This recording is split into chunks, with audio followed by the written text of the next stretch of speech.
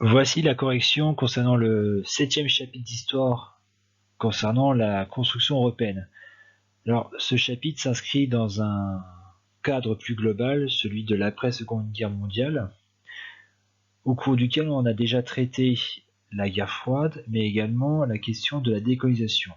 Donc, c'est-à-dire que quand on travaille ce chapitre, il faut toujours avoir en tête, d'une part, le contexte de guerre froide, mais également le contexte de la décolonisation. Première étape de la construction européenne, la CECA. Cette CECA va apparaître tout d'abord par une déclaration très importante. Présenter l'orateur, non-fonction donc de cette déclaration. L'orateur de cette déclaration s'appelle Robert Schuman et il est ministre des Affaires étrangères. Voici un portrait de Robert Schuman. Pour trouver la réponse, il suffisait de lire les informations indiquées en bas du document. Ensuite, dans quel contexte international ce discours a-t-il été prononcé et justement à quel moment a-t-il été prononcé? Donc ce discours a été prononcé le 9 mai 1950, à un moment où la guerre froide bat son plein. C'est-à-dire que le monde devient bipolaire et se divise en deux blocs, le bloc américain et le bloc soviétique.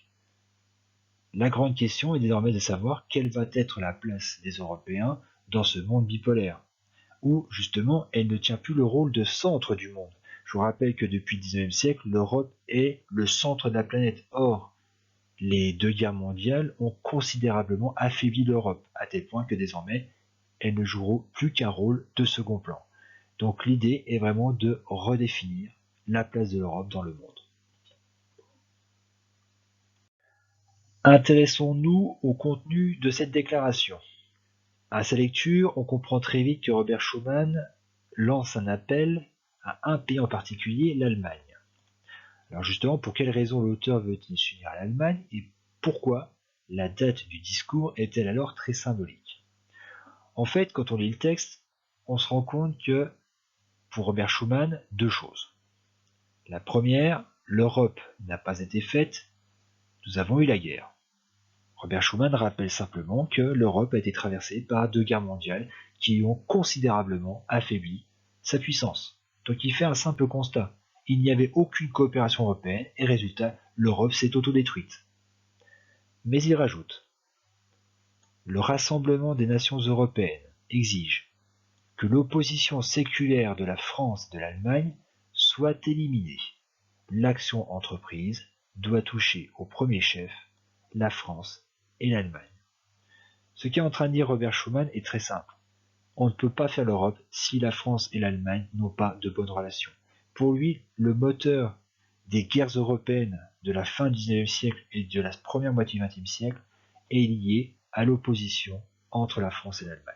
Donc il faut tout faire pour que les deux pays se réconcilient et aient une politique commune. C'est pourquoi le discours n'a pas été prononcé à une date anodine, puisque je vous rappelle que c'est donc la date du 9 mai 1950. Cette date est extrêmement puissante. Pourquoi? Elle fait référence au 8 mai 1945, qui marque la fin de la guerre en Europe. Le 8 mai 1950, les autorités françaises ont célébré la fin du conflit, le 5e anniversaire de la fin du conflit. Donc un conflit qui est encore extrêmement frais dans les esprits. C'est comme si pour nous, le conflit s'était arrêté en 2015. C'était hier. Pourquoi le 9 mai? C'est tout simplement le lendemain de cette célébration, donc pour bien rappeler que désormais nous vivons dans un monde après la Seconde Guerre mondiale, dans un monde où il n'y a alors pas de guerre en Europe. Donc la date est extrêmement importante, est extrêmement symbolique. Alors je vous avais dit que je vous dirais pourquoi Robert Schuman, l'histoire personnelle de Robert Schuman est intéressante pour comprendre son appel. En fait, Robert Schuman a été ballotté toute sa vie entre la France et l'Allemagne. Robert Schuman est mosellan. Il est en fait originaire du département de la Moselle en Lorraine. Or, lorsqu'il naît en 1886, le département de la Moselle a été annexé par l'Allemagne 15 ans auparavant, après la défaite française de 1871. Donc, au départ, Robert Schuman est citoyen allemand. Il le restera jusqu'en 1918, lorsque la France va réannexer la Moselle.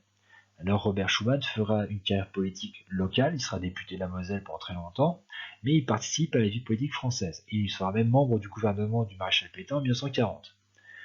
À la suite très vite, il sera arrêté pour être considéré comme un opposant à l'occupation, un résistant, et il sera arrêté par la Gestapo, puis transféré dans des prisons allemandes. Donc c'est quelqu'un qui connaît très très bien les relations extrêmement chaotiques entre la France et l'Allemagne.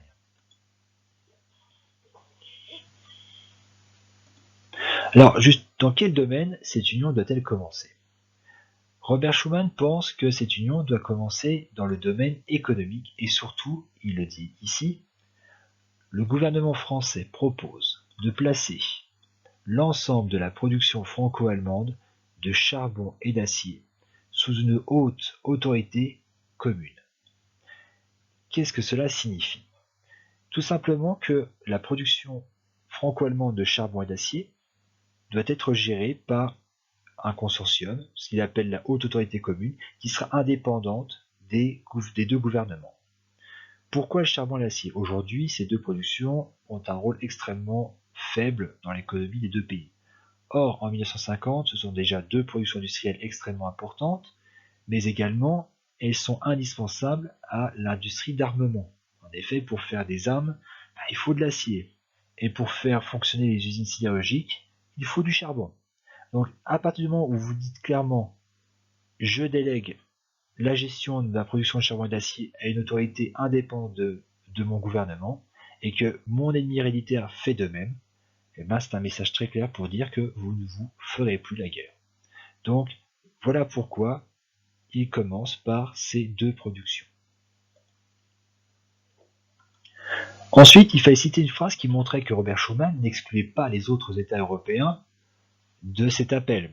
L'appel est prioritairement lancé à l'Allemagne, mais n'importe quel autre pays européen qui voudrait y participer serait le bienvenu. Alors, cette réponse, on peut la trouver à deux endroits du texte.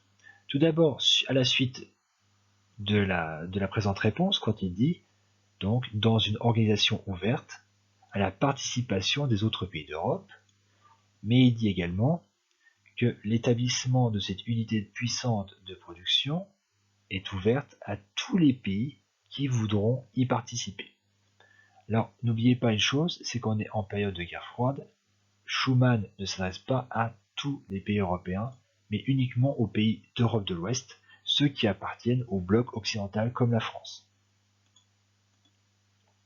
Donc au final, que veut dire le sigle CK?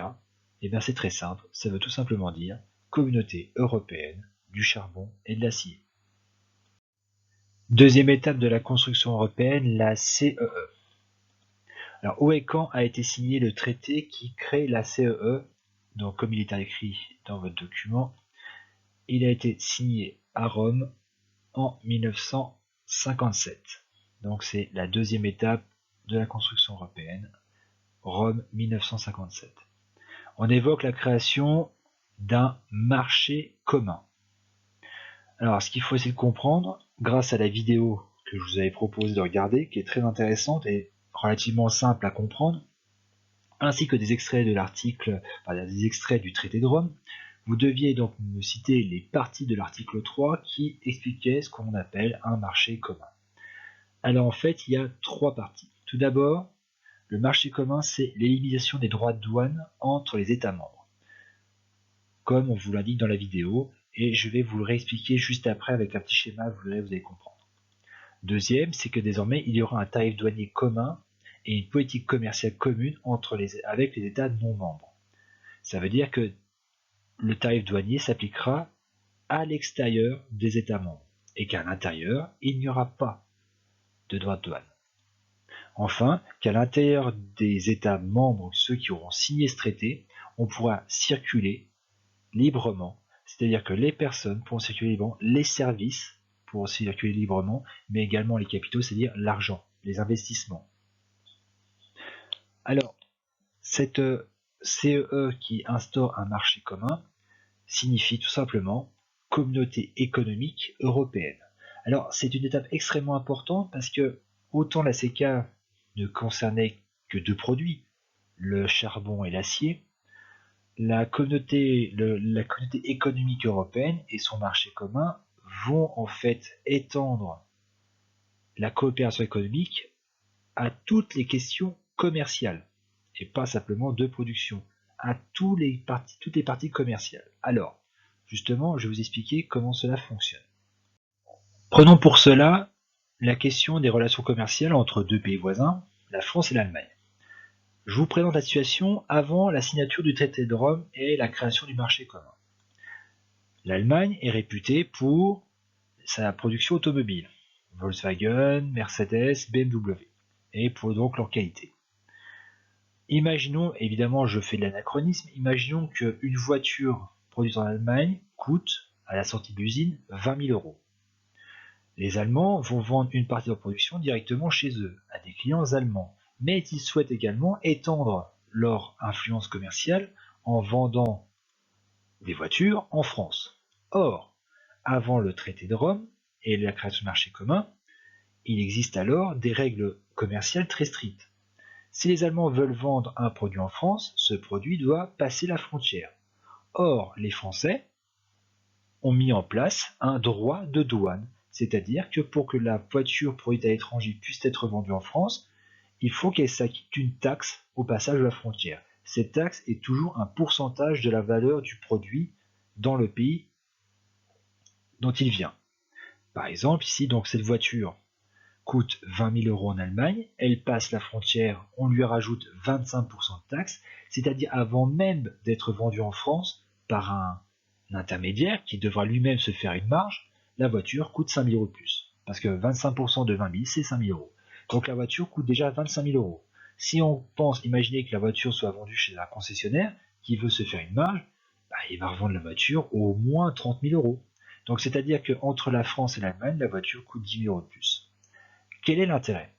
L'intérêt pour la France, c'est de protéger sa propre production de voitures. Les Français veulent que les voitures françaises puissent être achetées par les Français et que les Français n'achètent pas des voitures étrangères. Donc sous le papier, c'est une très bonne idée. Vous protégez votre production nationale. Or, les Français, comme les Allemands, ont envie de vendre leurs voitures aussi à l'étranger pour avoir un plus grand nombre de clients. Mais que va faire l'Allemagne? Elle va elle-même poser des droits de douane sur les produits qui viennent de France. Alors ici j'ai mis 10%, j'ai inventé, mais on peut imaginer que l'Allemagne se sent moins en concurrence vis-à-vis de la France par rapport aux véhicules, donc elle propose un droit de douane plus faible parce qu'elle ne se sent pas menacée par la production française. Ce qui s'explique, si on veut comparer une Renault et une BM, bon, vous avez vite compris que on ne parle pas forcément des mêmes produits. Donc c'est normal, disons que l'Allemagne, à ce moment-là, pose un droit de douane plus faible. Mais c'est le même principe. La voiture française qui coûte 20 000 euros en France, on lui rajoute 10% de droit de douane, et on se retrouve avec une voiture qui en vaut au minimum 22 000 en arrivant en Allemagne. Résultat, vous protégez votre production nationale, mais vous ne développez pas le commerce. Et vous empêchez de tisser des liens avec les autres pays. Alors, cette question n'est pas nouvelle, c'est pas une révolution en 1957 d'imaginer que l'on puisse trouver un autre système. Parce que dès le 19e siècle, on avait imaginé, et on avait même mis en place, des relations, alors c'était toujours entre deux pays, où l'on supprimait les droits de douane sur certains produits pour faciliter les relations entre les deux pays. Parce qu'encore une fois, le commerce, c'est la base de toutes les relations pacifiques entre les pays. Plus vous avez de relations commerciales avec un pays, moins vous aurez envie de lui faire la guerre parce que on tape pas sur son client, quoi. Et on tape pas sur on tape pas sur ses clients. Donc c'est quelque chose de très important. Alors l'idée de supprimer les droits de douane, c'est ce qu'on appelle le libre-échange. Voilà. Alors voilà ce que donne maintenant la même situation, mais après le traité de Rome. Voilà ce qui se passe avec le traité de Rome. La frontière entre les deux pays n'est plus une frontière commerciale. Donc, ma voiture allemande qui vaut 20 000 euros, je la vends en France, il n'y a plus de droit de douane, elle coûte toujours 20 000 euros, il n'y a aucune différence. Idem pour la voiture française, elle passe en Allemagne, 0% de droit de douane, elle vaut le même prix. Là, l'idée, c'est de développer les relations commerciales entre les pays. C'est risqué.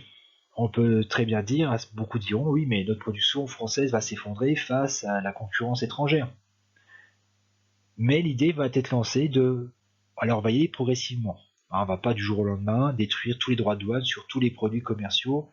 Non, ce serait un choc terrible.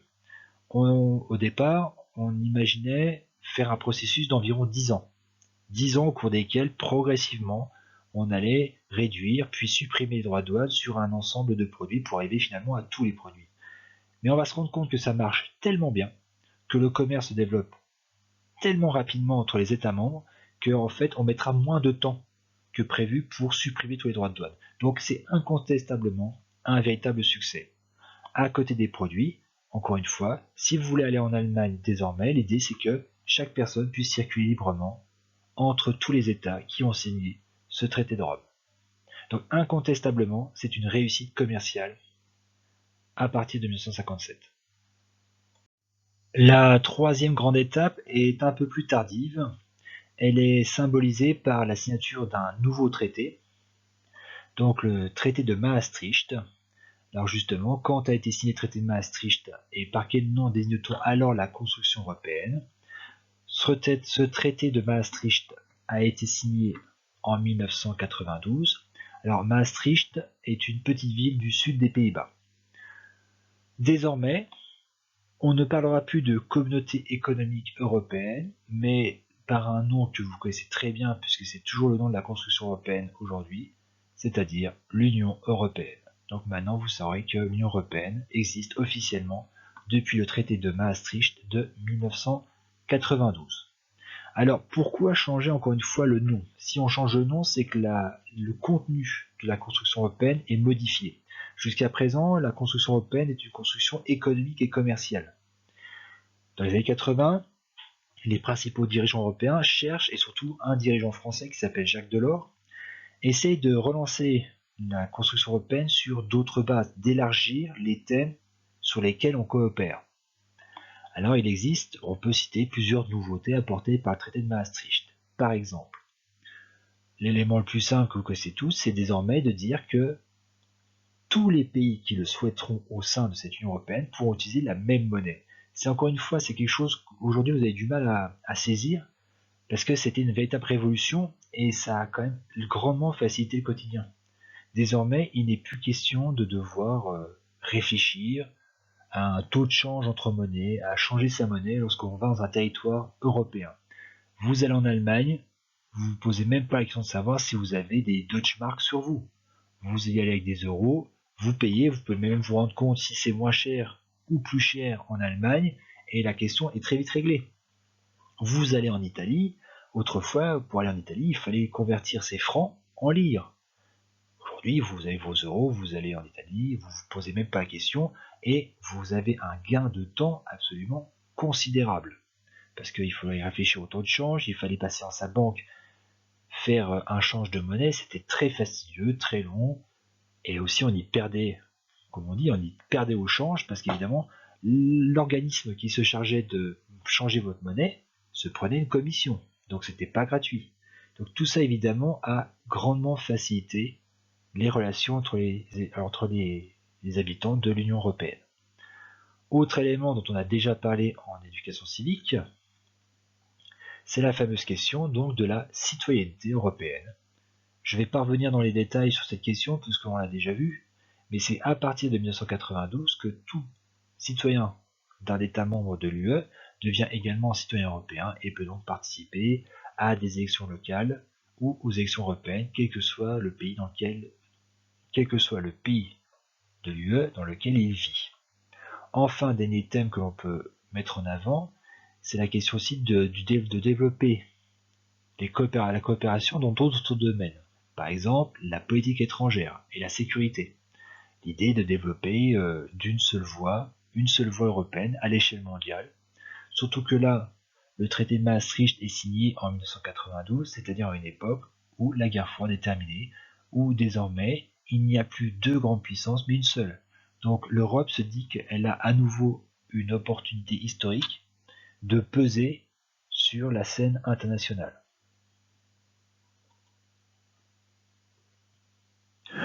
J'aurais pu aussi évoquer donc la question de la justice, une coopération européenne au niveau judiciaire. C'est d'ailleurs à ce moment-là qu'est créée une police européenne qu'on appelle Europol, dont le siège se trouve à Lyon. Évoquons pour terminer la question des élargissements puis des difficultés actuelles de la construction européenne. Parallèlement au développement des compétences de cette construction européenne, des points de coopération entre les États membres, le nombre de ceux-ci va augmenter continuellement. Alors faisons le point justement sur les différentes grandes phases de ce qu'on appelle l'élargissement. Tout d'abord, les 6 fondateurs, qui sont là dès 1951 et non pas 1957 comme l'indique cette carte. Ces 6 pays sont coloriés en bleu. Il s'agit de la France, de l'Allemagne. Alors attention avec l'Allemagne, jusque 1990, il s'agit bien de la RFA, c'est-à-dire de l'Allemagne de l'Ouest. N'oubliez pas que entre les années 1950 et à la fin des années 80, on est bien en pleine période de guerre froide. Il y a bien une Europe coupée en deux. Ensuite, l'Italie, les Pays-Bas, la Belgique et le Luxembourg. Ce sont les 6 États fondateurs. Ensuite, il va y avoir 3 décennies au cours desquelles il y aura des grands mouvements d'élargissement dans 3 directions différentes. Commençons par les années 1970 avec l'intégration de 3 pays qui sont représentés en vert, l'Irlande, le Royaume-Uni et le Danemark. On a donc une poussée de l'Europe vers le nord. Le moment très important, c'est quand même l'arrivée du Royaume-Uni dans la construction européenne, sachant qu'à l'époque, c'était quand même et c'est toujours l'une des plus grandes puissances de l'Europe. Mais il faut bien comprendre que dès le départ, la situation est compliquée parce que il faut voir que les Anglais, les Britanniques en général, ne voulaient pas de cette construction européenne et ont même créé un système concurrent à l'époque du traité de Rome. Ils avaient créé leur propre système de libre-échange qu'ils avaient appelé l'AELE, et l'idée était de détruire dans l'œuf le traité de Rome. Mais cette AELE ne s'est pas développée, a même plutôt périclité, alors que le traité de Rome, de la CEE, fonctionnait très bien. Donc finalement, ce sont plutôt les Anglais qui se sont résignés à intégrer cette construction européenne, puisqu'ils n'avaient pas réussi à créer un système concurrent. Donc vous voyez que déjà, ils vont intégrer cette construction un petit peu à reculons, ce qui peut expliquer aussi beaucoup de problèmes, jusqu'aux problèmes qu'on a connus encore très récemment avec les Anglais. Ensuite, deuxième grande phase, les années 1980, avec 3 États, le Portugal, l'Espagne en 1981 et la Grèce en 1986. C'est une étape très importante donc d'élargissement vers le sud avec des pays très symboliques de l'Europe. L'Espagne et le Portugal ont quand même joué un rôle majeur, surtout au XVe et XVIe siècle. Et puis la Grèce est tout simplement le berceau culturel de l'Europe. D'ailleurs, le mot même Europe est un mot grec. Donc c'est pour ça que c'est extrêmement important que ces 3 pays intègrent cette construction européenne. Alors pourquoi aussi tardivement?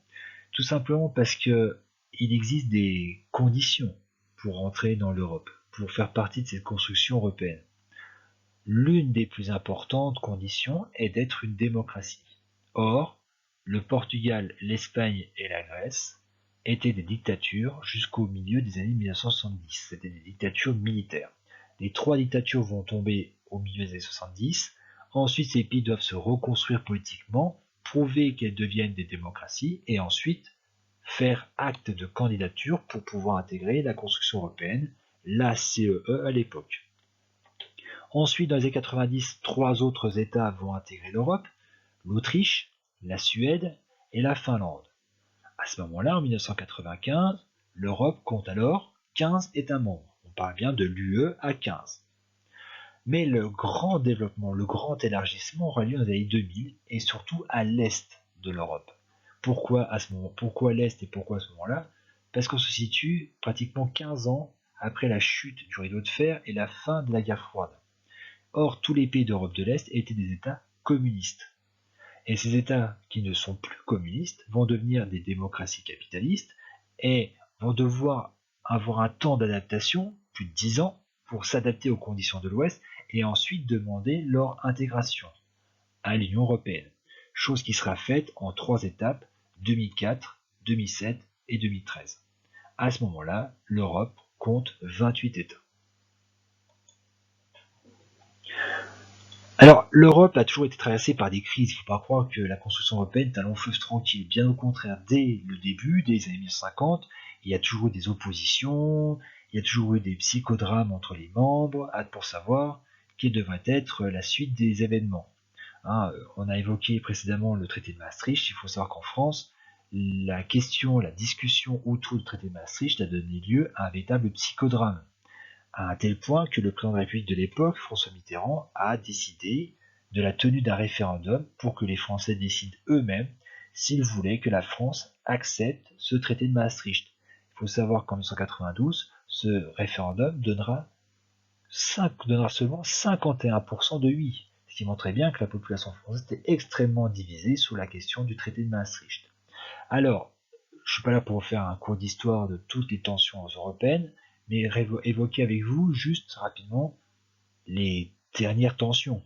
Alors évidemment, la plus grosse tension a été une question qui a éclaté en 2016, c'est celle du Brexit, qui est évoquée dans le document 5, la caricature. Il faut bien comprendre donc que le Brexit concerne évidemment le Royaume-Uni, puisque Brexit veut dire Britain Exit, c'est-à-dire le départ du Royaume-Uni de l'Union européenne. Cette question était latente depuis très longtemps. Dès les années 80, c'est-à-dire à peine 10 ans après l'entrée des Anglais dans la CE, la première ministre de l'époque, Margaret Thatcher, disait qu'elle donnait trop d'argent à l'Europe et qu'elle finalement elle n'avait pas envie de donner cet argent au fonctionnement de l'Europe. Donc dès le départ, les Anglais étaient déjà très réticents à participer. Il faut savoir également qu'ils n'ont pas accepté la mise en place de l'euro, de la monnaie unique. Ils n'en voulaient pas. Pareil, ils ont émis aussi des réserves sur la libre circulation des personnes. Donc vous voyez que les Anglais ont toujours avancé à reculons dans la construction européenne. Pourquoi en 2016? En fait, c'était juste un coup de poker politique du Premier ministre de l'époque, David Cameron, qui était empêtré dans des problèmes politiques internes, a décidé de la tenue d'élections et a tout simplement dit, voilà, si je suis réélu, on organisera un référendum sur la question de la place du Royaume-Uni dans l'Europe.